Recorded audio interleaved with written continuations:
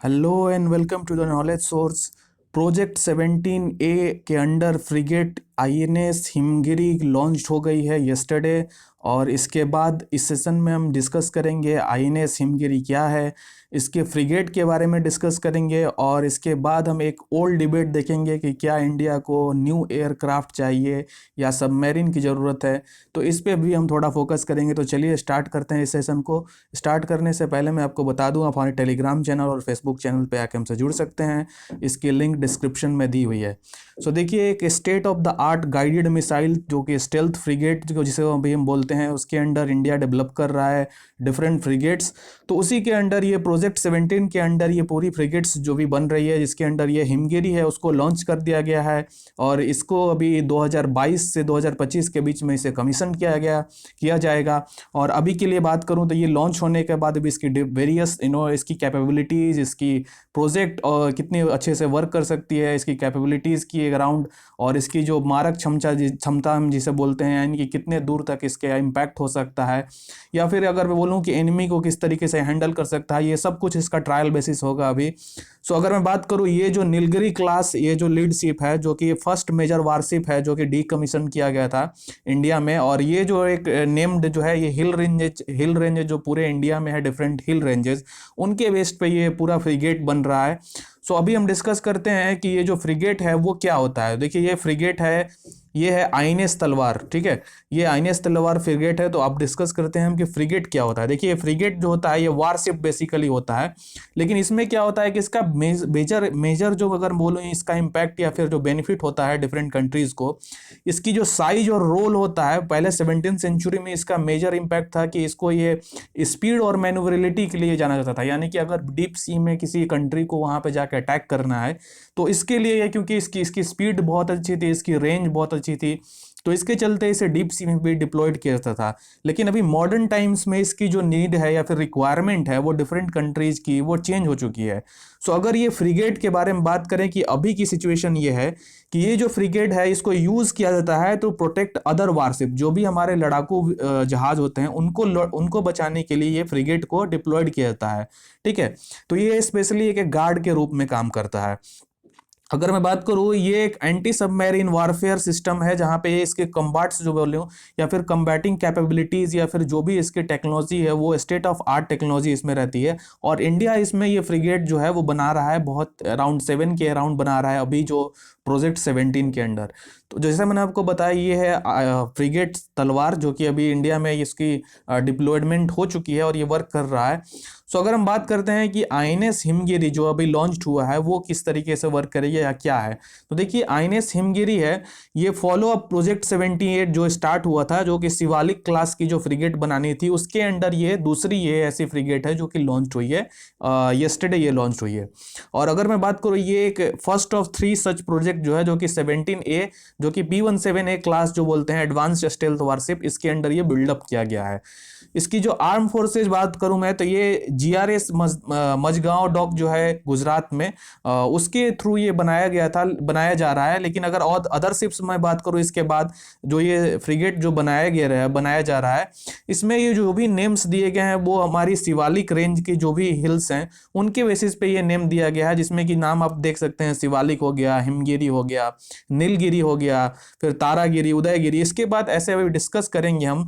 देखिए, प्रोजेक्ट 70 की अगर बात कर लें हम, तो प्रोजेक्ट 70 जो है एक स्पेसिफिक, ये मेजर एम इसका था कि जो हम फ्रिगेट जो बना रहे हैं, जो कि डिराइव किया गया था शिवालिक क्लास स्टील फ्रिगेट से, इसमें क्या है कि जो भी कंस्ट्रक्शन P17C के जो भी ऐसे फ्रिगेट्स बनाए जाएंगे, उनका जो वो एडवांस टेक्नोलॉजी पे मॉडर्न टेक्नोलॉजी इंटीग्रेटेड कंस्ट्रक्शन से वो लैस्ट होगा, और उसमें जो भी ब्लॉक्स प्री आउटफिट पहले से ज्वाइन किया जाएगा, ताकि जो भी बिल्डअप जो रिडक्शन हो सके वारशिप में, उसको रिड्यूस किया जा सके।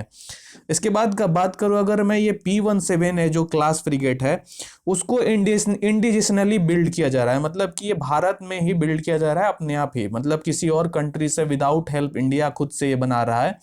और इसमें बात करूँ जी, ये वेपन जो है या फिर सेंसर्स, इसमें स्टेट ऑफ आर्ट टेक्नोलॉजी इसमें इंस्टॉल्ड होगी। और ये जो आईएनएस नीलगिरी था, वो पहले प्रोजेक्ट इसका अभी कमीशन नहीं हुआ है, लेकिन ये लॉन्च हो चुका है 2018 में। और इसके बाद ये जो हिमगिरी है इसको लॉन्च किया गया अभी।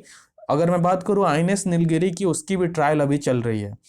सो ये देखिए प्रोजेक्ट 17 के अंडर 7 स्टील्थ वार फ्रिगेट्स बनाया जाने वाला था, जो कि मैं बात करूँ शिवालिक क्लास के अंडर आता था। और इसमें अगर आप देखें कि ये जो नीलगिरी, जैसा मैंने आपको बताया कि 2018 में इसको इसको इसको इंट्रोड्यूस किया गया था, ये अभी कमीशन नहीं हुआ है। ये 2022 से 25 के बीच में सारे ये सब जो कमीशन होने वाले हैं एक करके। सो देखिए इसमें जैसे मैंने आपको बताया कि 7 ऐसे जो फ्रिगेट्स इंडिया बनाने वाला है प्रोजेक्ट 70A के अंडर। इसमें जैसे कि आईएनएस नीलगिरी हो गया, हिमगिरी, उदयगिरी, फिर दौनागिरी, महेंद्रागिरी, तारागिरी और फिर विंध्यागिरी। तो ऐसे 7 इंडिया टोटल बनाने वाला है। और इसमें जो है अगर बात करूँ, जो कि ओरिजिनल नीलगिरी प्लेटफॉर्म से ये सारे नेम लिए गए हैं। और इसमें अगर बात करूँ मैं कि एक मेजर डिबेट इसके बाद ये हम डिस्कस करते हैं कि जो इंडिया को एक बहुत ही ओल्ड डिबेट है, जहाँ पे ये इंडिया को अभी प्रेजेंट कॉन्टेक्स्ट में कि क्या इंडिया को मोर एयरक्राफ्ट कैरियर चाहिए। देखिए ये एयरक्राफ्ट कैरियर विक्रमादित्य है। तो इंडिया को क्या ये एयरक्राफ्ट कैरियर अभी के टाइम पे प्रेजेंट कॉन्टेक्स्ट में अभी के टाइम पे एयरक्राफ्ट कैरियर की ज़्यादा इंपॉर्टेंस है, या फिर इंडिया को सबमरीन पे ज़्यादा फोकस करना चाहिए कि सबमरीन को ज़्यादा डेवलप करना चाहिए।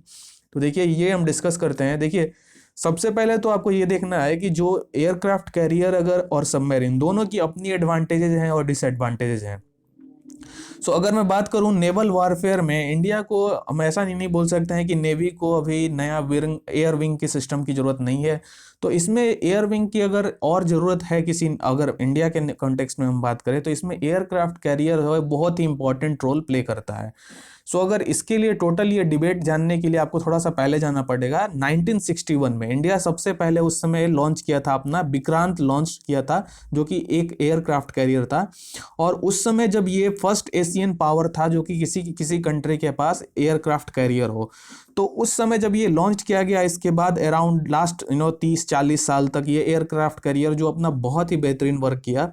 और उसने कई बार, मतलब अगर मैं बोलूँ 1971 के बार में, या फिर चाइना की जो फ्लेक्सिंग मसल था 62 के टाइम पे, तो उस समय ये बहुत ही बेहतरीन वर्क किया था।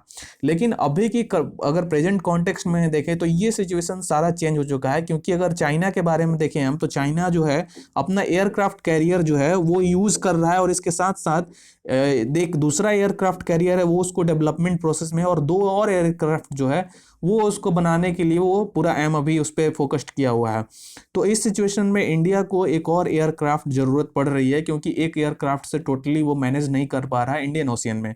देखिए 1961 के बाद एयरक्राफ्ट कैरियर की इंपॉर्टेंस उस समय ज़्यादा इंडिया को इसलिए नहीं पड़ी क्योंकि एक ही एयरक्राफ्ट से वो काम चला पाया, क्योंकि उस समय इंडियन ओशियन में इतनी बड़ी चाइना की जो एडवेंचरिज्म पॉलिसी है वो इतनी नहीं अगर मैं बोलूँ एक्टिव हुई थी। लेकिन अभी की सिचुएशन अलग है। इंडिया अभी हॉस्टाइल्स नेबरिंग जो है 2 नेबर्स के बीच में है। तो उस समय की सिचुएशन में अभी इंडिया को ऐसा चाहिए कि मे बी इंडिया ऐसा फोकस कर सकता है कि एक और एयरक्राफ्ट एटलीस्ट इंडिया इस पे बनाने की बात सोच सकता है। और इनफैक्ट इस पे वर्क भी चल रहा था, मैं आपको बताऊं अगर, तो देखिए अगर मैं बात करूं सेकंड अगर एयरक्राफ्ट कैरियर विक्रांत जो है इस पे वर्क चल रहा था इंडिया का, जो कि कोचिन शिपयार्ड में है। लेकिन क्या हुआ इसके बाद, जो फरवरी में इसी 2020 में जनरल बिपिन रावत ने पूछा, उनका क्वेश्चन था कि may be India does not need a second aircraft carrier, उनका ये कहना था। और उनका ये मेजर फोकस था कि जो एयरक्राफ्ट कैरियर हैं वो वल्नरेबल होते हैं टॉर्पीडोज से। और इसके साथ जैसे अगर सबमरीन के बारे में बात करूं तो इससे क्या होता है कि जो भी ड्विंडलिंग अंडर वाटर कैपेबिलिटी जो है नेवी की वो इंक्रीज हो सकती है। और इसके साथ जो भी शॉर्ट बेस्ड कैपेबिलिटीज पे हम फोकस कर सकते हैं अगर सबमरीन के साथ हम जाए तो ये जनरल बिपिन रावत जो सीडीएस है उनका ये स्टेटमेंट था 2020 में फरवरी में। सो अगर मेजर स्पेसिफिक आर्गुमेंट अगेंस्ट अगर मैं बात करूं एयरक्राफ्ट कैरियर की, तो देखिए एक मेजर एस्पेक्ट है cost of maintaining the aircraft carrier. अगर आप देखें इंडिया जो कि सबसे पहले जो विक्रांत कैरियर था उसमें क्या था कि रशियन मेड विक्रमादित्य जो कि ये कैरियर था वो अराउंड 2.3 बिलियन पर ईयर ऐसा कॉस्ट आता था इंडिया को मेंटेन करने के लिए। और अगर विक्रांत अगर बन जाता है तो इसमें अराउंड 2.8 बिलियन और जोड़ दीजिए पर ईयर मेंटेन करने में। तो ये एक बहुत ही ह्यूज अमाउंट है जो कि किसी एयरक्राफ्ट कैरियर को अगर डेवलपमेंट या फिर उसको मेंटेन करना है। तो ये इसके चलते कई डिफरेंट पॉलिसीज अगर मैं बात करूँ नेवी की या फिर एयरफोर्स की, तो उनका ये एस्पेक्ट है कि अगर मे बी अगर इंडिया को अगर एक एयरक्राफ्ट कैरियर के अलावा अगर सबमरीन डेवलप करने पे ज़्यादा फोकस करे तो ये इंडिया के लिए मेजर वे में बेनिफिट कर सकता है। सो इस सेशन में मैं आशा करता हूँ कि आपको कुछ नया सीखने को मिला होगा। So that's it for today, thank you as always for joining.